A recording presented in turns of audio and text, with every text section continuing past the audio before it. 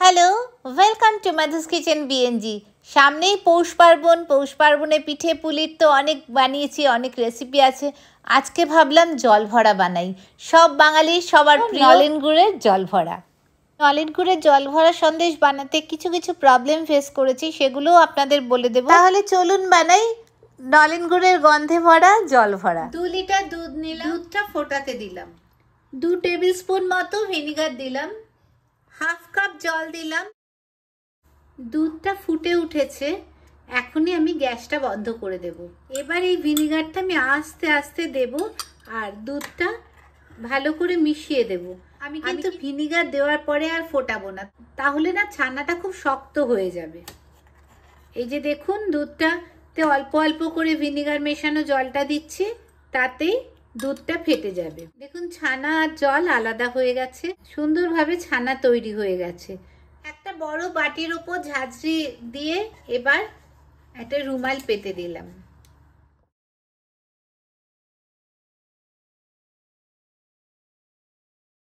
এবার এই বড় বাটিটার মধ্যে রুমালটা রেখেছি, ছানাটা ভালো করে জল ঝরে যাবে। এরকম ভাবে ভাঁজ করে একটা ওপরে হালকা চাপা দিয়ে রাখলাম, ছোট্ট একটা কুকার। এটা কিন্তু আমি পনির বানাচ্ছি না, পনির বানাতে গেলে এটাতে জল ভর্তি করে অনেকক্ষণ রেখে দিতে হয়। এটা আমি আধ ঘন্টার মতো রাখবো, জলটা ঝরে যাবে, কিন্তু পনির হবে না। আধ ঘন্টা হয়ে গেছে, ছানার জলটা ঝরে গেছে, কিন্তু এটা পনির তৈরি হয়নি, ছানা ছানা ব্যাপারটাই আছে। এবার ছানাটাকে খুব ভালো করে মাখতে হবে, একদম আটা মাখার মতো করে খুব ভালো করে মাখতে হবে। দেখুন, মাখতে মাখতে কি সুন্দর মসৃণ ব্যাপারটা হয়ে গেল। পাটালি গুড় নিয়েছি, 1-2 কাপ মতো পাটালি গুড় হবে, এখানে নরমও আছে। এবার এটা একটু সামান্য জল দিয়ে একটু ফুটিয়ে নেব। এই নলেন গুড়ের মধ্যে সামান্য জল দিলাম, হাফ কাপেরও কম। ভালো করে মিশিয়ে দেব। খুব কম আছে, গুড়টাকে একটু জাল দিলাম, সবটা গুড় গলে গেছে, একটু ফুটেও গেছে। 2 হাতা লিকুইড গুড় তুলে নিলাম। গ্যাসটা বন্ধ করে দিচ্ছি। এবার এই ছানা মাখাটা এর মধ্যে দেব, ওপর নিচ করে খুব ভালো করে ছানার সাথে গুড়টা মিশিয়ে নেব। এখনো কিন্তু আমি গ্যাসটা চালাইনি, গ্যাসটা অফ করা আছে। খুব ভালো করে মিশে গেছে, এবার আমি গ্যাসটা চালাবো। এবার খুব কম আছে, মিষ্টি কিন্তু আমি আগেও অন্যান্য মিষ্টির সময়ও আপনাদের বলেছি, মিষ্টি রান্না কিন্তু খুব কম আছে রান্না করতে হয়। এটাকে পাক দেওয়া বলে। আস্তে আস্তে দেখুন শুকিয়ে আসছে, এরকম ভাবে জিনিসটা খুব ভালো করে শুকিয়ে আসবে। এটা খুব সুন্দর রং হচ্ছে, এই যে সুন্দরভাবে উঠে আসছে, আস্তে আস্তে রান্নাটা হচ্ছে। এইভাবে আমি নলেন গুড়ের সন্দেশ দেখিয়েছিলাম, এইভাবে পাক হয়েই সন্দেশ হয়ে যায়। একটা খুব সুন্দর গন্ধ বেরোতে শুরু করেছে, নতুন গুড়ের গন্ধ। এই যে মিষ্টিটা উঠে আসছে, এর মানেই হয়ে গেছে। এখন আমি গ্যাসটা বন্ধ করে দেব। এই নরম থাকা অবস্থাতেই গ্যাসটা বন্ধ করে দেব, কারণ এরপর আমাদের শেপ দিতে হবে। তারপরে এটা শুকিয়ে গেলেই, ঠান্ডা হলেই একদম টাইট হয়ে যাবে। এর থেকে বেশি শক্ত করে কিন্তু তুলবেন না, তাহলে কিন্তু আপনারা বানাতে পারবেন না। দেখুন, তৈরি হয়ে গেছে, কি সুন্দর হয়েছে দেখুন। এখন কিন্তু একটু ঠান্ডা করব, এত গরম বানাতে পারবো না। বানানোর জন্য লাগবে এই যে মেখে রেখেছি, মাখা সন্দেশটা মেখে রেখেছি, যেটা লাগবে ঘি, লাগবে কিশমিশ, আর এই গুড়ের রস করে রেখেছি যেটা নলেন গুড়, সেটা। জল ভরা বানানোর জন্য লাগবে এই জল ভরার ছাপ। এই যে এটা হচ্ছে জল ভরার ছাপ, একটা বড় সাইজ আছে, একটা ছোট সাইজ আছে। এটার জন্য আমি আমার এক বড় ননদ আছে পলিদি, তাকে থ্যাঙ্কস দিচ্ছি যে ও আমাকে এটা কলকাতা থেকে আনিয়ে দিয়েছে। এই মাখাটা একটু ঠান্ডা হয়ে গেছে, এই যে এখন দেখুন একটা সুন্দর গোল্লা করা যাচ্ছে। প্রথমে আঙুল দিয়ে বা ব্রাশ দিয়ে একটু ঘি ভালো করে মাখিয়ে নেব। এই যে যে জায়গাগুলোতে মিষ্টিটা লাগবে তার সবটা জায়গাতেই ভালো করে ঘিটা মাখিয়ে নেব, তাহলে শেপটা ভালো হবে আর উঠবেও তাড়াতাড়ি। এবার 2টো কিশমিশ এরকমভাবে সেট করব। তারপরে একটা এই গোল্লা একটা নিয়ে চেপে চেপে পুরোটা ভালো করে চেপে চেপে দেব, যাতে ভালো করে শেপটা ভালো করে হয়।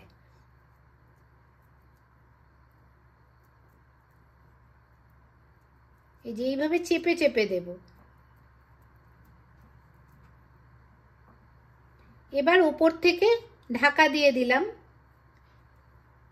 উপর থেকে ঢাকা দিয়ে তারপর কি করব, প্রথমেই দেখব সবটা ঠিক ঠিক বসেছে কিনা। এবারে চাপ দিয়ে দিয়ে বুড়ো আঙুল দিয়ে একটু এরকমভাবে চাপ দেব। তাহলে কি হবে, ভেতরে গর্ত মতো হবে, প্লাস ওই সেটটাও ভালো হয়ে যাবে। এবার একদম আঙুল দিয়ে বা চামচ দিয়ে একটা গর্ত করে দেব, যার মধ্যে লিকুইড গুড়টা দেব। আর এরকমভাবে আঙুল দিয়ে চাপ দিয়ে দিয়ে দেওয়ালের দিকে ঠেলে দেব, যাতে শেপটাও ভালোভাবে নেয়। এবারে অল্প করে গুড়, খুব বেশি নয়, তারপর উপর থেকে আবার একটু চেপে চেপে বন্ধ করে দেব। এবার এই যে চেপে চেপে বন্ধ করে দিলাম, এবার দেখব বাইরে কিছু বেরিয়ে আসছে কিনা। কিছু বেরিয়ে আসেনি। এবার একটা এরকম থাকুক, কিছুক্ষণ বসে থাকুক। এবার আস্তে আস্তে এটাকে খুলবো। ওয়াও, হয়ে গেছে। এবার এদিকটা দুগা দুগা। আরে বাস, হয়ে গেছে দেখুন। আমিও প্রথমবার করলাম। কি সুন্দর হয়ে গেছে দেখুন, আমিও প্রথমবার করলাম। আর এখান থেকে একটুখানি গুড়টা বেশি ঢালার জন্য একটুখানি বেরিয়ে এসেছে। এটা নাক হয়ে গেছে, চোখ মুখ আছে, নাকও হয়ে গেছে। এবার এটাকে ঠান্ডা করতে দেবো, মানে একটুক্ষণ রেখে দেবো, এরকমভাবে থাকবে। তাহলে আস্তে আস্তে এটা শক্ত হয়ে যাবে। মধুস কিচেন বিএনজির প্লেলিস্টটা দেখবেন, অনেক রকম প্লেলিস্ট আছে। আর পিঠে আর অন্যান্য মিষ্টিরও একটা প্লেলিস্ট করেছি, দেখতে পারেন। কিছু ডেসক্রিপশানেও রাখবো, এন্ড স্ক্রিনেও রাখবো, অবশ্যই দেখবেন আর বানাবেন কিন্তু। মধুস কিচেন বিএনজিকে সাবস্ক্রাইব করে নিচের বেল আইকনটা ক্লিক করে দেবেন, তাহলে রেগুলার নোটিফিকেশান পাবেন। নতুন নতুন রান্না এলেই আপনি দেখতে পাবেন।